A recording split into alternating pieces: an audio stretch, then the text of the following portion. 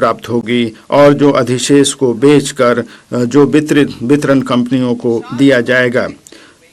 Electronic वाहनों का charging और बड़े पैमाने पे जो वेंडर हैं उनको उद्यमिता का अवसर मिलेगा आपूर्ति और संस्थापन के लिए, और युवकों को जो तकनीक कौशल के साथ उत्पादन के लिए, संस्थापन के लिए और रखरखाव के लिए बड़ा अवसर मिलेगा। मध्यम वर्ग के लिए आवास, हमारी सरकार जो मध्यम वर्ग के उपयुक्त लाभार्थी हैं, मैं प्रधानमंत्री जी को उद्धृत करना चाहूँगी कि किराए के मकान में रहने वाले, झुग्गी झोपड़ी में रहने वाले या चौल में रहने वाले या अप्राकृतिक कॉलोनियों में रहने वाले और वो अपना आवास खरीद सकें या उसका निर्माण कर सकें।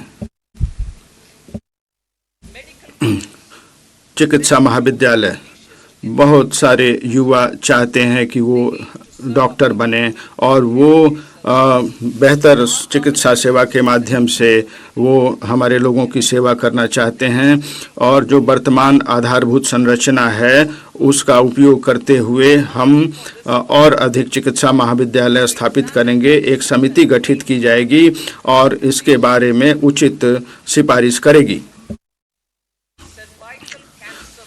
सर्वाइकल कैंसर के लिए टीकाकरण, हमारी सरकार टीकाकरण को बढ़ावा देगी। लड़कियों को जो 9 से 14 वर्ष के उम्र में हैं के बीच हैं, ताकि सर्वाइकल कैंसर को रोका जा सके। मातृ और शिशु स्वास्थ्य सेवा, विभिन्न योजनाएं मातृ शक्ति के लिए और बच्चियों के लिए एक व्यापक कार्यक्रम लाया जा रहा है। आंगनबाड़ी केंद्रों का उन्नयन किया जाएगा। सक्षम आंगनबाड़ी और पोषण 2.0 को गति प्रदान की जाएगी ताकि पोषण और जो मातृ अवस्था में दिया जा सके। जो नई यूविन प्लेटफॉर्म हैं उससे टीकाकरण को और बल दिया जाएगा मिशन इंद्रधनुष के माध्यम से, और पूरे देश में इसको त्वरित गति से लागू किया जाएगा। आयुष्मान भारत स्वास्थ्य सुविधा, आयुष्मान भारत योजना के तहत सभी आशा कर्मियों को दिया जाएगा, सभी आंगनबाड़ी सेविकाओं को, सहायकों को दिया जाएगा। कृषि और खाद्य प्रसंस्करण, जो मूल्यवर्धन है कृषि क्षेत्र में और किसानों की आय को बढ़ाने के लिए और उस गति प्रदान की जाएगी। प्रधानमंत्री किसान संपदा योजना ने 38 लाख किसानों को लाभ पहुंचाया है और 10 लाख रोजगार के अवसर सृजन किए हैं। प्रधानमंत्री लघु खाद्य प्रसंस्करण योजना ने 2.4 लाख HSG और 60,000 व्यक्तियों को साख के अवसर प्रदान कराए हैं, और अन्य जो योजनाएं हैं उसमें और सहायता कर रही हैं ताकि जिससे कि लाभ आय में वृद्धि हो सके। इस क्षेत्र के त्वरित विकास के लिए हमारी सरकार निजी और सार्वजनिक क्षेत्र के साथ साझेदारी करके जो समन्वय है, आधुनिक भंडारण है और समृद्ध आपूर्ति श्रृंखला है, प्राथमिक और द्वितीय प्रसंस्करण और विपणन और ब्रांडिंग है, उसको बढ़ावा देगी। नैनो DAP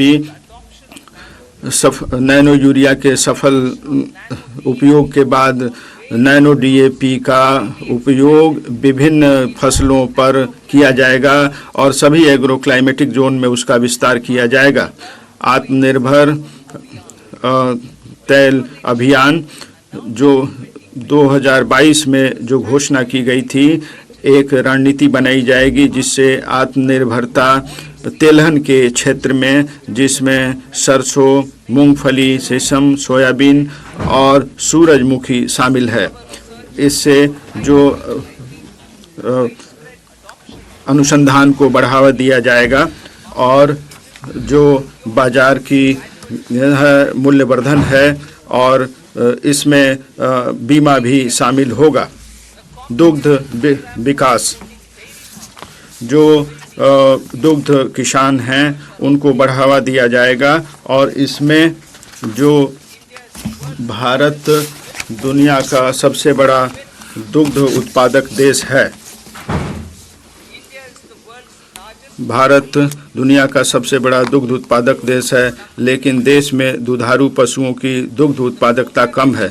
यह कार्यक्रम राष्ट्रीय गोकुल मिशन, राष्ट्रीय पशुधन मिशन और डेयरी प्रसंस्करण एवं पशुपालन के लिए अवसंरचना विकास निधि जैसी मौजूदा योजनाओं की सफलताओं पर आधारित होगी। मत्स्य संपदा, यह हमारी सरकार ही थी जिसने मछुआरों की सहायता करने के महत्व को समझते हुए अलग मत्स्य पालन विभाग की स्थापना की। इसके परिणाम स्वरूप इनलैंड और जल कृषि उत्पादन 2 गुना हो गया है।